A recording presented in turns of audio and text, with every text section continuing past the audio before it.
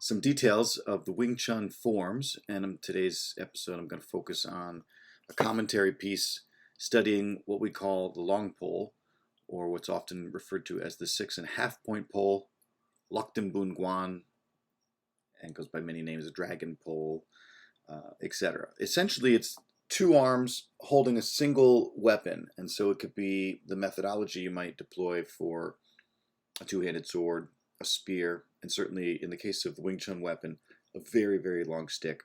And that stick may have had a spear on the end or a variety of different blade types, trident heads, etc. But the core would be the actual wooden element that you're holding and how to drive it. So one of Wing Chun's two weapon sets is this long pole arm. And I'm going to go down a journey of watching some of the masters that we have in the modern era demonstrate their version of this weapon set. So first one, I can never pronounce his name right, Shu Shong Tin. I'm sure I said that wrong, but you could see what I'm reading. I'm here on a YouTube channel somebody owns, and I'm going to just press play and we'll talk a little bit while we watch these fellas train. Okay? I may skip around. Right? Not sure if he did a salute to start or we're seeing this a few moments into his presentation, but notice he uses what we call cat stance to support the pole. And like an important element here, you see this bouncing of the weapon, straight up, straight down, thrusting, deflecting, returning, and you see a lot of like taking a lower stance. So this is the first time maybe in Wing Chun art, maybe you saw this in your dummy set a little bit if your system has it, but you'll see finally low stances like a Shaolin stance or some of the karate and jiu-jitsu stances that are wide deployed here in this weapon. So that's it. So that's his form. If we go back or we go quick, it seemed to be just a series of down strikes, positioning the weapon. It almost looks like this was just a drill. I can't imagine that this is all there is to the form. But when you first learn this as a practitioner, you're like, okay, many people have a form in their Wing Chun for this weapon, and it is this small. It's like a chapter of like maybe 3 different things. Facing left, facing right, facing center, and it's the same basic flow, down and up, then a deflection, then a recovery, strike, shoot, snap. What I love about Wing Chun is that it's intended to be a philosophy on simplicity and max efficiency. So if you have only a short time to train, what should you train in order to get good at something? So the logic I understand that was applied here is that it's as simple as it can be, so you're just getting the very core mechanics of how to drive the thing. Okay, so that's that fella going on. This one's now traditional Wing Chun's William Chung demonstrating his pole form. Okay. Grandmaster Chung will now demonstrate. I'm going to mute it so you only get to hear me. Okay. So these fellas are supposed to both have learned from Grandmaster Yip Man. Now notice that Master Chung's pole is a little bit smaller, so this is not the full size long pole. But immediately you're seeing distinctive technical differences. Same concept here is that you're recovering, deflecting, but some new moves, I guess I would say, compared to what we just saw that other fella do. We're not seeing any leg bouncing really, and I think that might be because the stick is little. But we're seeing many of the same moves, and so then that's it. So it's over. So we're going to go back. We're going to give everybody a little bit of justice here where we'll spend a minute with it. When you learn how to use this weapon, there are a lot of ways to drive it. So there's some core hallmarks that you'd be looking for, which are the power off your thrust, snapping skill, the control of your gravity, where you're standing. So this form is obviously much more mobile and has some shapes like that he just lifted up. Over, under, deflect, strike, shoot. But he only shoots, seems, just the one time. And that's immediately into other angulations. Again, I don't know where these forms come from. I'm just a student watching them. Okay? So that's him. I'm going to pause that. Next. I got to go into this because this guy's out of control. I guess this is a form, although I wonder if this is him studying, but this is Tang Yik from Wing Chun system, but it's spelled Wing Chun, W-E-N-G versus W-I-N-G. And although they probably shared an ancestry at one point, I think this system or this family system has distinctive differences. So we just lost them, I guess. Hold on. Okay, we don't know. So this is just some very old footage. It's got to be a time period where this type of camera is all they had. So, actually, it's no big deal. You could quite easily see what he's up to. I just wish it was clear. So he does, again, like the dropping skills seems to be a hallmark of this weapon. How to drive a polearm. The low horses. But that looks like a drill. I don't know that this is his form. This could be his form. Maybe his form is just him exercising. That has a similar look where he angles, like the first fellow we just saw. Low deflection recovery. Notice I love the cat stance. That's obviously a flexible stick, but how nicely it bounces off of his horse.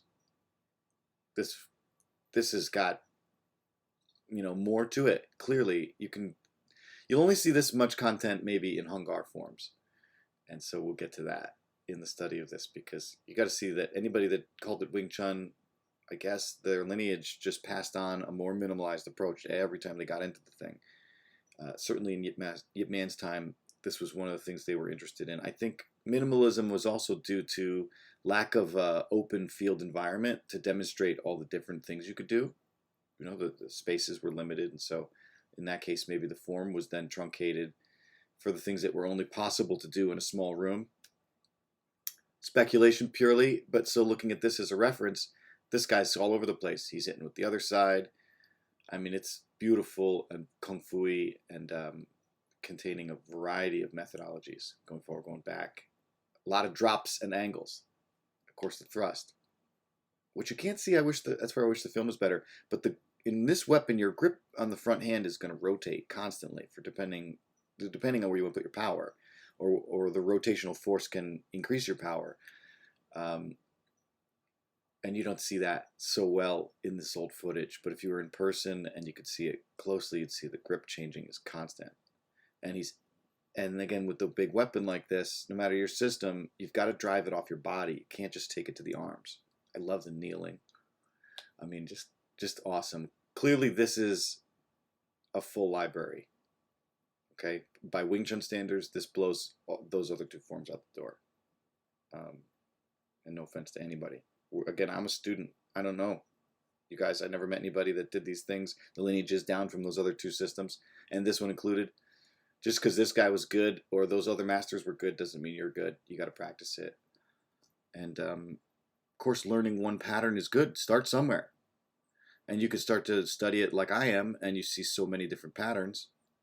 And so, unfortunately, we're left with like the question, do I continue to learn more patterns? Or should I just take this as like a journey down history to see some options? Not every option is for everybody. Maybe your ankles aren't flexible. Maybe you're not good at kneeling. Maybe you only enjoy the really strength work elements of this, where you're in the low horses and the thrusting. This guy's out of control. I mean, if that's the form, now that might be the same form going the other way. This might all still be the same form. Again, I don't know if he's freestyling or if he's actually going through an enormous library. In years past, I've watched this video over and over again to see, is this something I could memorize? And without a guy like that right next to you, I mean, watching it from video would be very difficult. Okay, next. Now here's another master. I like his work. He comes down through a lineage through Long Sheng and through Sifu Ken Chung, although I'm not sure if at this point in his life span that he was influenced by other systems. But here you go. Okay. Like he has an opening, he picks up the form from the pole from the ground. It has the major elements. Switching stances.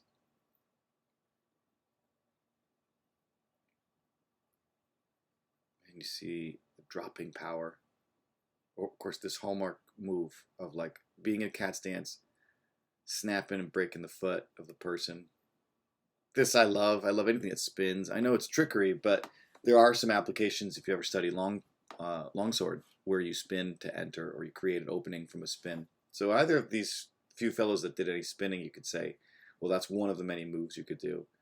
This looks still pretty minimal, so he's just deflecting and dropping and then deflecting and dropping. That's a sequence you saw in almost all the other forms, and this looks like this is just a left-right set of the same thing. Facing right, facing left, or this. I've seen this form a number of times. I've memorized this form. This is one I'm practicing for fun. This one's easy to achieve. These other forms are so simple, they're too simple. So you might look at one like Tang Yik and say, man, that's crazy. And then you see something like this and you say, well, this is actually digestible. I'm going to go back just because it's easy to do. It's not a long form. This is also, I guess, in the category of what we would call Yip Man forms. This comes down through one of the lineages. It doesn't look like William Chung's or Chu Shung Tin's. And it doesn't look like Tang Yik's. So did he make this up? Did his master make this up? Does this come from Yip Man? Is this only a piece of a form? Again, I like anything that has repeated sequences that are easy to spot. 3 counts are rampant in the boxing forms, so I like when they're found in the other forms. If you see a previous episode where I study and do the same commentary on the sword forms, you'll get that same logic here. Is anytime you see something 3 times, it's the ancestors trying to say, well, that's important. That's a habit you're going to want. That's an ability you're going to want to develop. Maybe also there's a ton of drills that come through those 3 count cycles. And if you only studied form, at least you would get, some workout. You're not just doing it once and then it's over. And it's not just random shadow fighting with no real plan. It's like an organized plan. I love this form. It's just so neatly designed, and a figure 8 and a finish. Easy to learn. Okay, Eddie Chong's form. Right. Next, we'll go in Hung Gar land. This, I believe, is from the scene, back to the scenes from some movie that was being played, and this is an actor who's obviously quite skilled at this. And if you've studied some Hung Gar, you could see his introductory maneuver is like their official salute. So that's what is the giveaway that it's the Hung Gar style. I know in my study they've got a number of these versions, and of course he might be modifying some of his intensity because he's not in a big enough space. But it's got, looking from, if this is an ancestry library where maybe Wing Chun might have taken some of its methods from, historically they say that's where, in the day of the Red Boat opera with Lung Yi Tai and Wang Wei Bo, that these pole methods were shared along with the sword methods. I think ancestral fighting of all kinds included a pole arm and included a saber. So although there may be some truth to the lore that Hung Gar was the seed of Wing Chun's pole form, I think everybody needed to know how to fight with a pole in that time period. That was one of the best first defenses against anybody with a sword. That's basically a spear. Okay, yeah, it's a pole, so you need to know how to use it as a pole in case you lose the tip. But imagine a blade at the end of that, a little spike, a little saber, or something metallic at the front of it. That's, this guy's all, of course, he's going through an enormous library. He's changing his grip, constantly strikes with the other side, big stances. If you've studied Hung Gar a little, just even in observation, not necessarily even with a master, these are all hallmark things this guy's doing. It's like a classical performance of the set. And definitely each generation or each lineage might do this a little different, but you could recognize these pieces. I love it. I think it's really fun to look at. Memorizing this, I mean, anybody that memorized this is a superhero, in my opinion. It's just so many moves. You do see patterns. Those of us that study forms, again, it's like, so that we're not just doing random shadow boxing with no agenda. We would do forms as a supplement for the body training. When you're not fighting an opponent and it's just you in the air, it's you versus your gravity versus your coordination. If you're studying power snap in anything, it's your ability to power snap. So that's a long one. I'm not going to watch it twice, but you could see, like the Tang Yik form, this thing's enormous. Tons of movements. Okay, hold on, this wasn't the one.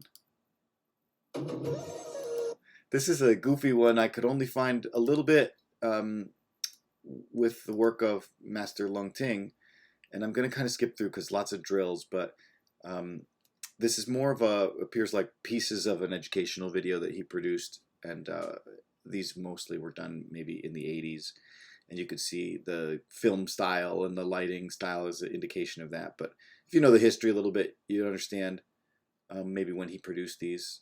And so, yeah, there he is, a young version of him studying. That looks like Chu Shong Tin's form, and then his students are studying in a courtyard somewhere, and they're showing just movements. So this isn't necessarily giving the whole form. This is just giving structures, changes. Like earlier, in a minute ago, we just saw him strike a bell. That's a very common study. You want to learn how to get accurate. You would suspend something from a string and stalk the thing and try to hit it. Right. This is. I wish I could get my hands on the whole video. Some folks that are in this lineage that are dedicated to this work, I'm sure, own this film. And if there's any books that have been made that are privately passed around, I'm sure the internal folks have got this. Unfortunately, those of us on the open web, if we're interested in Lung Ting's system, it's pretty well guarded. He doesn't really share much of the drill form sequences. They're all kind of behind a curtain. You got to really join that art in order maybe to get it. And then there's very few people that actually have the real one. Many folks in many places picked up the pole form from different instructors or just straight up made up their own. I don't know which one comes from Lung Ting, and we don't know if Lung Ting was doing a form from that generation when he was a student, or if he has one that's got additional sequences like the Eddie Chong form. It didn't appear in that 2 seconds we just saw him studying. It didn't appear like he's doing the big crazy stuff that the Hung Gar man was doing or the Tang Yik form was doing. Okay, I'm not gonna bore you with too much of them just sitting around, but this is like their shoot out the candle. That's a real skill, man. You could do that. Here, like aiming for the bell. That's how you develop your skill. Boom. A ball. I've got my school. I put a drilled a hole through a baseball and hung it from the ceiling, and it's perfect. You can't break it. Okay. This is again. These are drills. This isn't the form. All right. So in the effort of staying on a concept of form, I'm going to keep going. Okay. This master, I love his work. I thought this was the link to his form. If you study this fellow, you can get Mak Qigong. You can get online lessons from him and live streams, which he does constantly. And then this guy's obviously a keeper of this method and knows this, also knows, of course, all the Hung Gar versions. Okay. I'm going to keep going. So this is called Chow Gar, Praying Mantis 5-element pole form. I don't know if this is always the size of their weapon or if he's just holding a smaller one. We saw some of these moves, again, in Tang Yik's work, some of the low crossover stances. He's obviously going very quick, knowing you're filmed. Maybe you want to do a performance.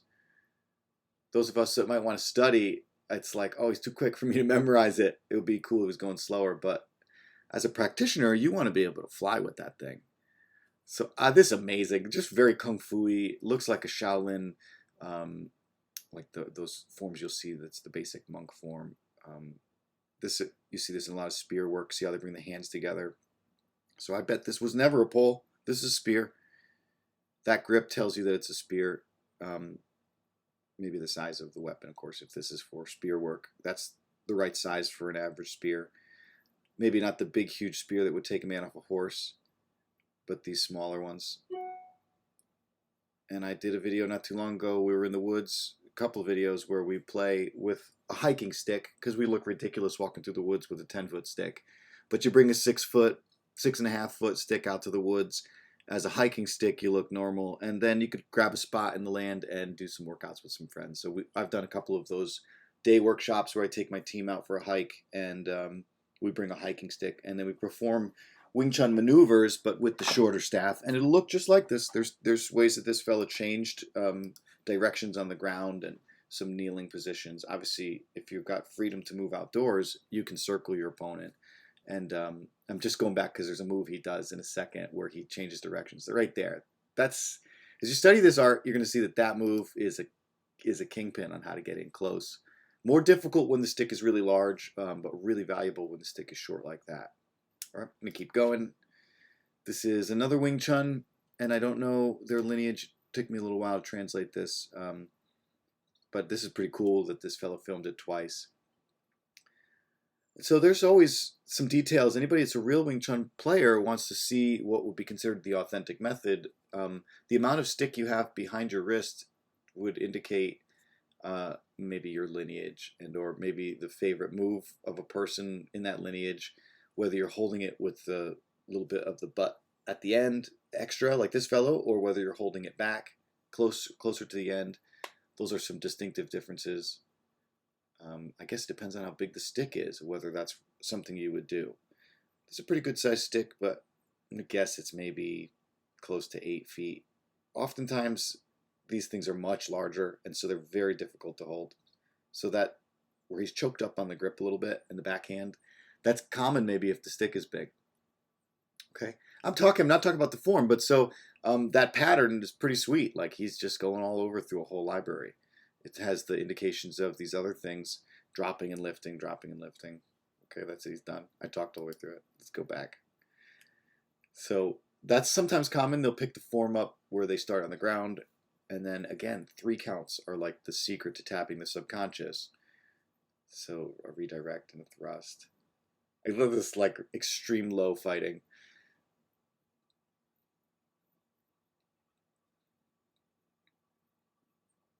And this is like a walking speed for probably his students to learn. They're memorizing a pattern. If you were going to really fight with this or spar with this with a friend that was maybe armored, or if you got a light enough stick, you could spar sometimes pretty crazy and you don't get hurt real bad as long as you're controlled. But you go way faster, and full speed is a real true test of whether these things will work. So I think although it's cool to go at a walking speed, you have to also try these forms with full power and intensity. And so I would call this like an average, looks like an average bit of musculature. He's not overdoing it and snapping hard, and he's not going super fast, but he's also not crawling. What I mean to say is like the Tang Yik form was obviously a fast and dynamic form. The Chu Shong Tin form was slow and deliberate and precise. The William Chung form was a lot more mobile and lots of changes. The Eddie Chong form was demonstrated with good power, but kind of slow speed, walking speed for your students to learn. So, like anybody who's a naysayer who comes to visit and see Wing Chun forms and they want to question if they're any good, just know, like forms in general, when people do demonstrations, they may film it for their students. They don't care what you think. They just want to show the students, here's the pattern. And so they might demonstrate it with minimal power. Okay, this is quite different. So I don't know this fellow's lineage, but there is a lot of Wing Chun out there. And as you go into the mainland and you go into various places of the world, there's little pockets, and everybody gives it a unique name. So that's one of them. Here we go. See what this one is. I think this was another Hung Gar pull. I was hopeful. Let's get to it. Hang on. Many of these. Let's see if I can find the form. It might not be there, but many of these are just anecdotal. You'll come in here and you'll just see a technique. From my point of view, I just see a technique, or I just see the commentary of the drill, and you could take all of that form work. You could take those meanings away with you. People who do one version or another. Yeah. I'm not going to waste, but you see some of these links as I'm here. I'll put all these video links in the description on this video if you want to spend your time and go through them. This is this is Hung Kyun, and master demonstrating maybe how you would actually do those form pieces. What do they mean? Pretty sweet. Like he looped the guy's arm. So when you see spins and recoveries and them walking, this is. Again, you're going to have to do this work. A form is dead. It means nothing. It's just shadow fighting. When you get a partner across from you, that's when you can actually decipher them. Okay? Sorry to waste. That's not much. But Hung Kyun in the movies. You see this all over the place. Lao Gar. Okay. Here's another one. And this looks like that Chow Gar one a little bit, where he's changing the grip together. I should translate this. But this is clearly spear method. You wouldn't behave like this if you had a big long pole, it's not possible. So I think it's important to differentiate when you study this weapon. A pole arm weapon is there are big ones and little ones, and they can only be, maneuvered in certain ways. The very large stick requires a lot more space. You can't spin and jump. It's way too much work. But this mid-sized little 5-6 point spear, a 6 foot spear, is something you could absolutely dance with. And I don't know how much of this is performance. Certainly putting the spear behind you and juggling it in this way. But again, it's a library of things you could do. Striking with the rear end, changing directions. This might be because you're fighting more than one person. So I know it's a heritage piece to even talk about that. No one's fighting with spears these days, but we're all keepers of treasures of the art forms. And so if you can keep them alive, I'm just going to go back to this for a second. If you can keep them alive by practicing them and maybe sharing them, and certainly going on the treasure hunt to learn their authentic meanings. It's pretty old footage. This might not be a performance where he's just showing off, but that might be him drilling, showing the juggling skills. Okay, sure. I just wanted to share this because it's another type of weapon in the same classification of weapons. It's a spear. So the question I always raise in my classroom is the long pole intended to always have been this big gigantic stick, or would there have been a tip at the end of it? I think the answer is yes, there would be a tip at the end. And then in combat, how much of your stick is left as you maneuver? If you only had a small stick because you were just hiking, is it, I only fight with the long stick, so I don't know how to use the little stick. So I think it's important, just like in our boxing art, you have close range weapons, your elbows, your shoulders, your head, your knees. You have medium range weapons, your knives, your forearms, your palms, your punches, and long range weapons of the kicks and the hand spears and the hand slaps from far away. This same logic ought to be applied to pole arms. So you'd have a little one that might be maybe 5-6 feet, and then you have this larger series, an 8-foot one, a 10-foot one. And then my last video is a little piece. It's unfortunately only a short, and I don't know if I can even give it all to you here without scrolling a little bit, but it's a bit of English study point of a fella talking about the 16-foot pike. So I'm going to press it, and I'm going to let him talk. Ash pike, and on the end, steel spike, which you can put at the enemy, and land jets, so that the cavalry can't come along and cut the ends off while you're attacking them. Sometimes we were there to attack men, which we then be aiming for the throat of the people in front, and then we would go into charge, and then we would lunge, so we can get a little bit of extra distance. But the main reason why we were there for is to protect against the cavalry. So then we would put that into the ground, put our feet behind, withdraw our sword, and then we would get all the way down and get our body weight onto the pike, and we would be aiming the pike towards the horse's chest. And as soon as we've dismounted the rider, then we can kill him with the sword. I'm a royalist pikeman, and I would get issued with a 16-foot ash. Right? Awesome. So, okay, this is probably, if you go back in time, this is how big these things would be. Go to China, go to India, go to Germany, go to England, go to Spain, go wherever they fought land battles, Russia, wherever, Poland, go anywhere, Roman Empire. And this is what they were using. Any place that was pre-gunpowder, I guess you could say, this is like a pivotal part of melee ground combat. Horses coming in to destroy people because the weight of the animal, the armor on the animal, the man on it with a big huge saber just cutting anything that's there. But the charging power of that, you could break a shield wall by the horse just charging through. Yes, your horse is going to take damage.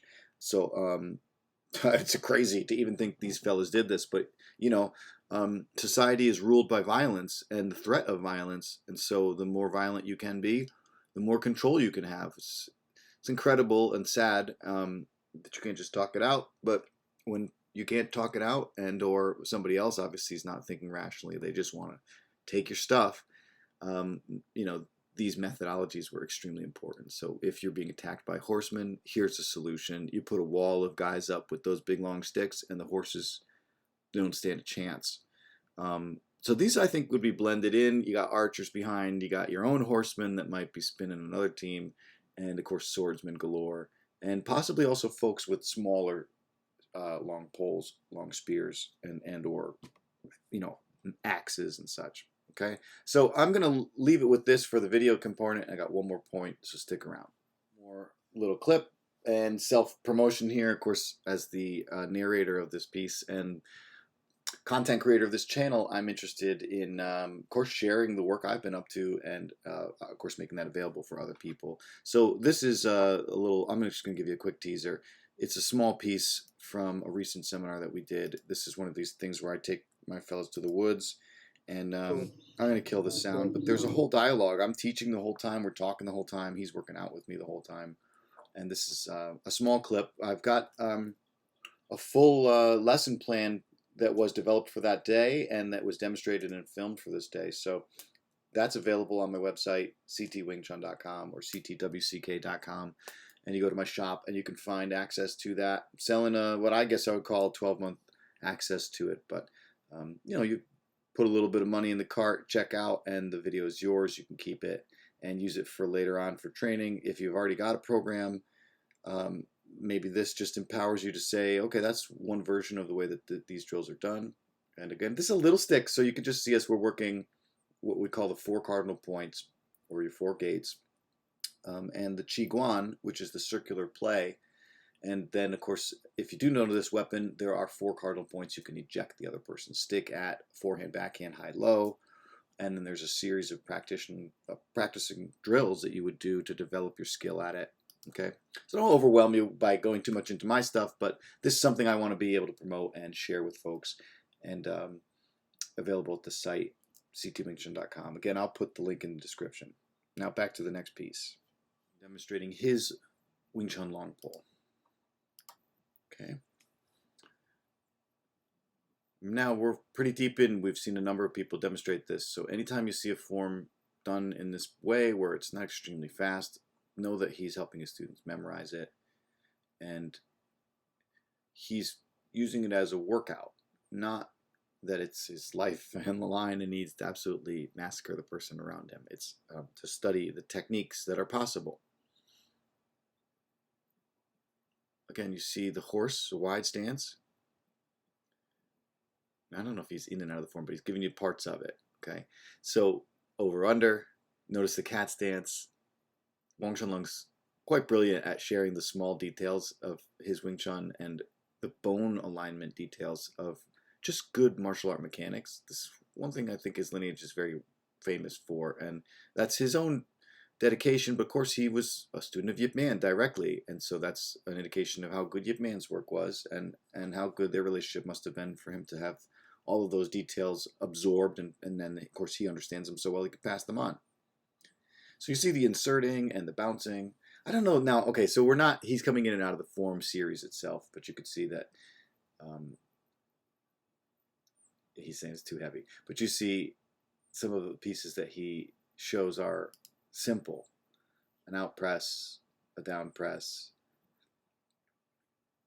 Okay, a couple of these. So you're seeing that as a workout. The thrust, recovery, thrust, recovery.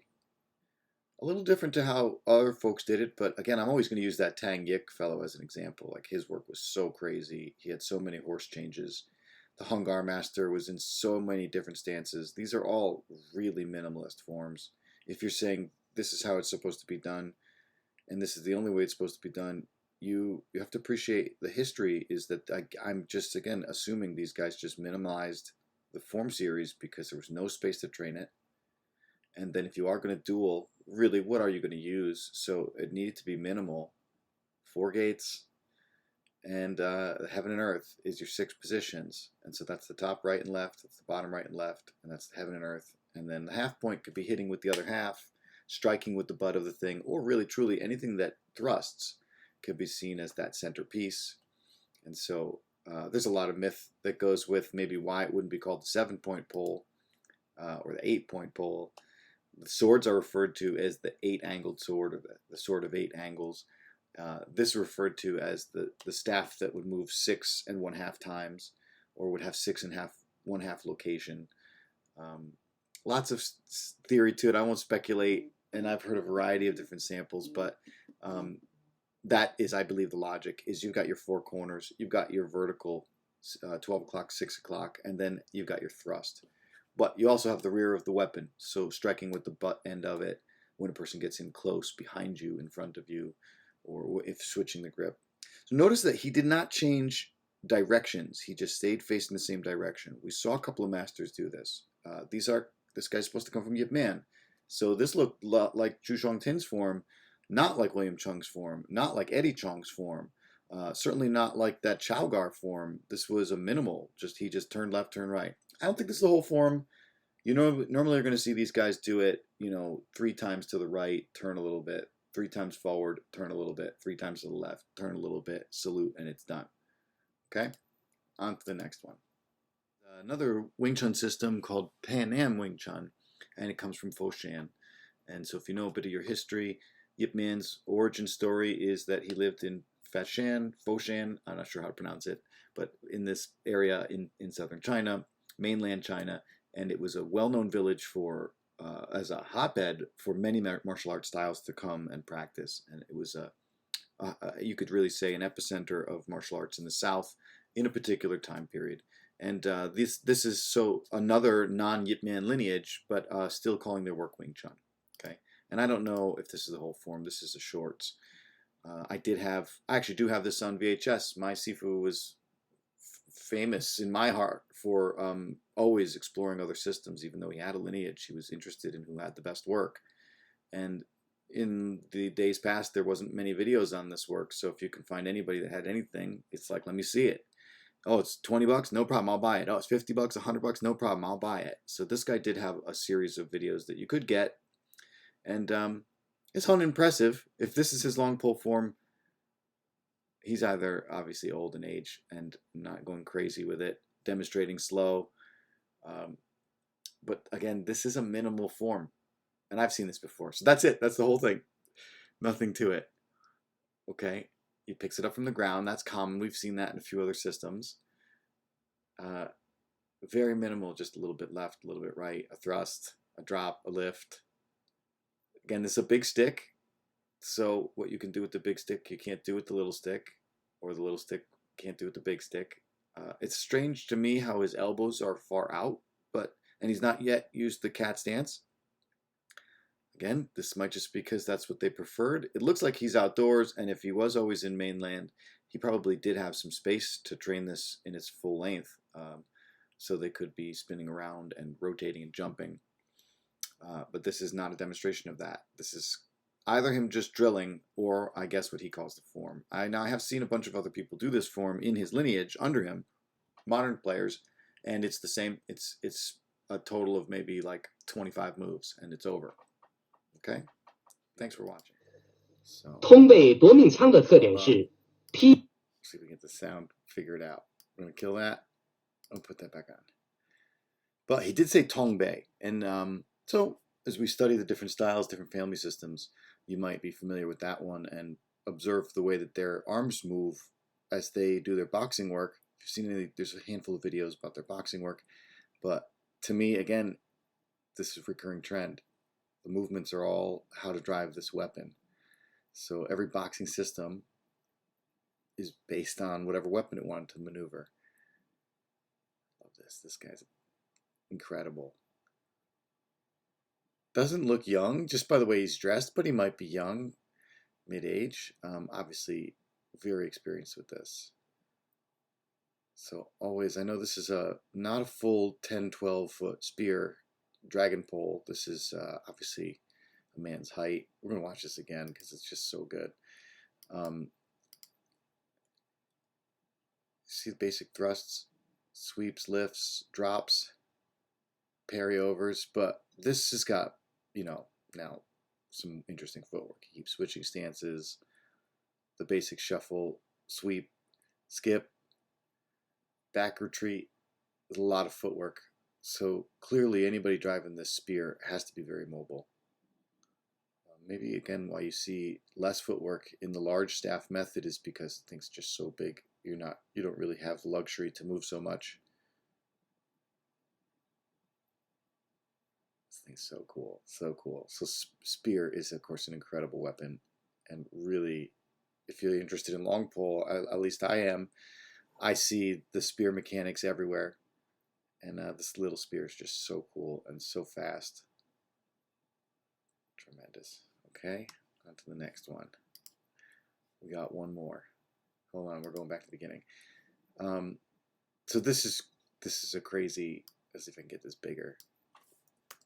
If I can get it bigger. There we go. This is just an incredible, long, enormous weapon. Let's get you in scene here. Hold on. Okay, ready? Back to the beginning. Look at the size of that thing. So, you have methods you might maneuver for a very big stick like this. That spear we just saw. Different stances are required for the length of the weapon with this guy. Incredible.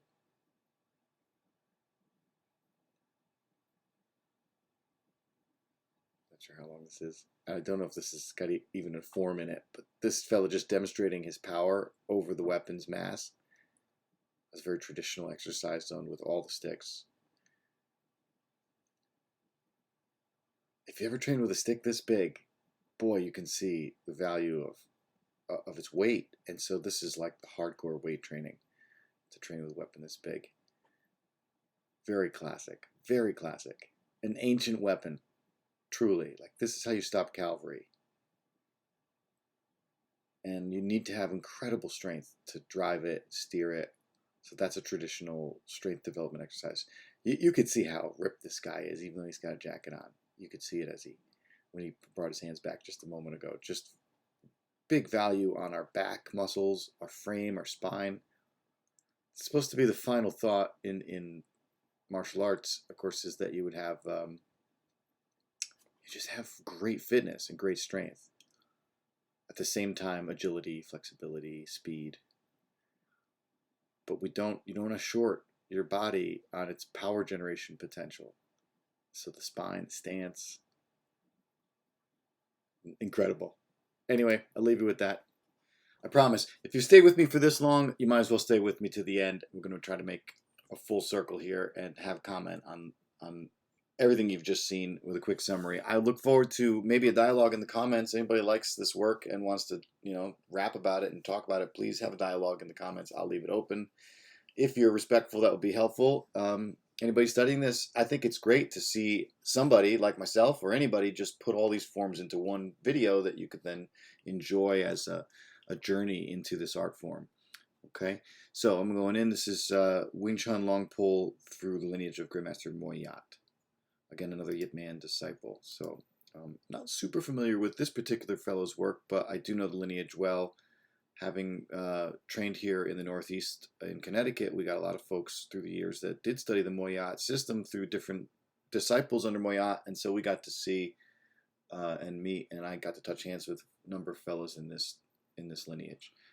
These are some drills that you see, and this is a great treasure that these guys are still keeping this alive and working this, and this is obviously a high-level version of the way to do this. Look at how low that horse is. You're not going to see too many people in the Wing Chun frame that train as hard as the Moyat students train, and I mean this in a good way. These guys really are taking authentic shapes. Every man that I met that studied in that style was very interested in posturing, ground control, and not overwhelmed. They weren't in a need to have that large of a system. They just worked really hard on the parts that were there. Again, you can find all of Moyat's forms online, but hard to find him demonstrating his long pole. I'll have to look a little further for it. But in this video, this fellow seems to be quite skilled and demonstrating bits and pieces of the work they would do to study it.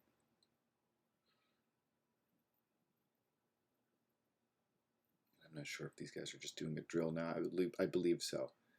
This series right here is a very common, high-low. It's a study point for developing skill with the weapon.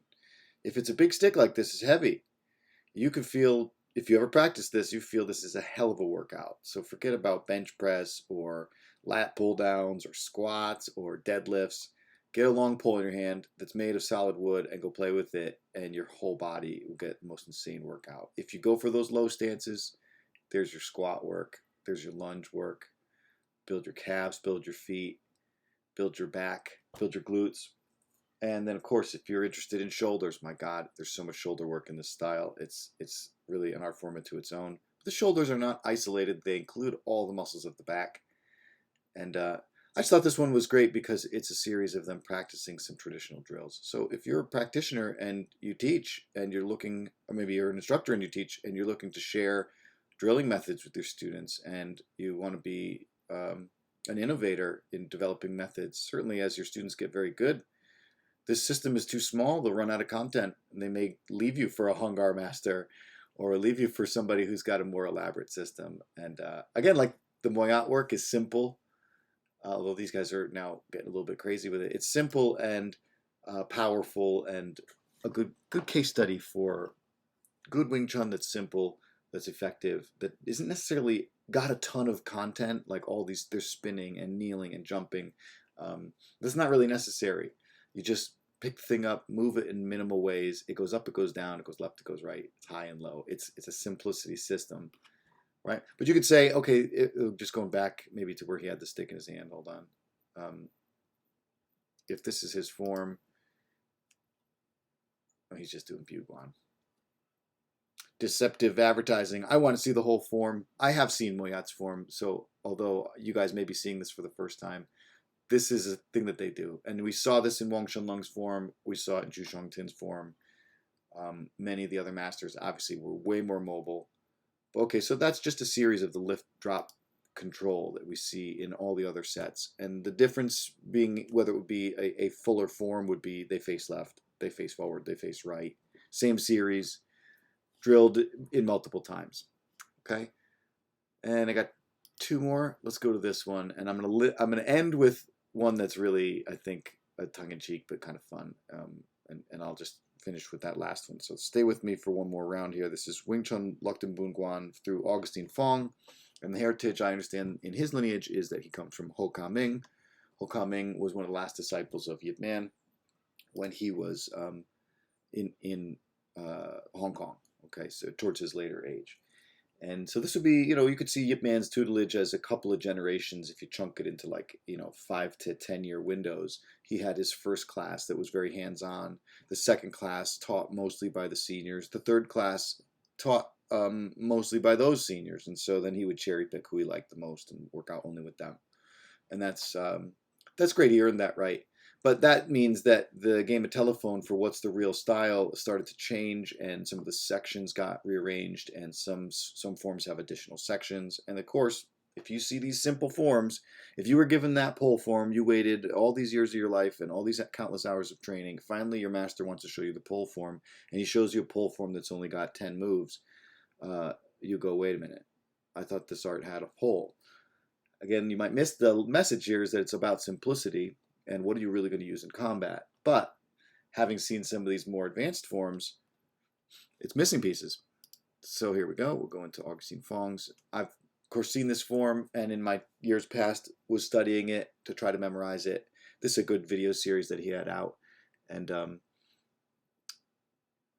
again, he does a nice job demonstrating it with power.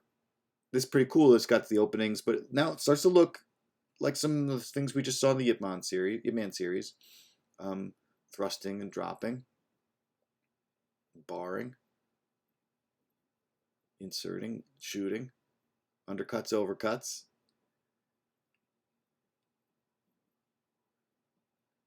What I like is that there's clearly a few more pieces in here. Backstepping, we don't see that in any of the other slow forms or simple forms that we saw.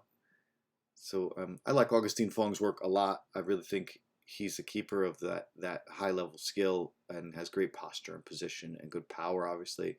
That's a big stick, probably made of pure wood, and he is absolutely snapping that thing around. Not an easy bit of work. If you're going to be a true player in these arts, you got to work hard, so you got good muscles. I'm just, again, going to go back to it one more time. This was clearly a much larger form. So is this Yip Man's form? Or did Augustine Fong bring in some other elements that he didn't get from his master that he put in for his own? And if you do know his heritage, he's got some experience in the Hung Gar, and so it's possible that he saw the Wing Chun form and just said, well, this is good, but we could add more to this. If it's going to be a course, it's got to have more to it. That's one speculation, but it also could be that these other fellows didn't get the whole form, and maybe that Yip Man gave this form to Ho Ka Ming.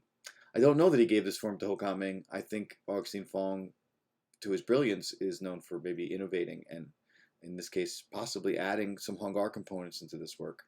But again, like, if it's a pole arm and you need to fight with it and you've got enough space, there are a number of drills and skills and things that you could do with it. Study a little Hung Gar, study a little Wing Chun, and you could almost blend it too. Maybe not using everything that the Hung Gar has, and certainly keeping what the Wing Chun has, but adding to it. Again, this is speculation. One day maybe I'll get to interview this fellow and I can ask that question, like, where'd that form come from? Is it yours, or is it the Yip Man one? Right? Last piece. We only have a few seconds of Grandmaster doing anything with this stick, and it's terrible. Somebody has the video of him doing the rest of it. I've never seen it, but I want to finish the video with this. Most of the Wing Chun today can trace its lineage up to this fellow, and so I want to give great honor and homage up to him. I'll finish my little long pole video with a few seconds of his work. It's only 5 seconds long. I might play it a couple of times, but this is all that we have on the open web for him even demonstrating anything with it. Nothing. So I hated to end the video with this, but it's like, okay, you ready? Shoot, drop, it's over.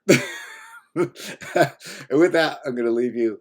I wish you guys a happy training, and hope that you get a good chance to practice with a friend and maybe pick up some of these drills. I'll leave all these links in the description below. See you next time.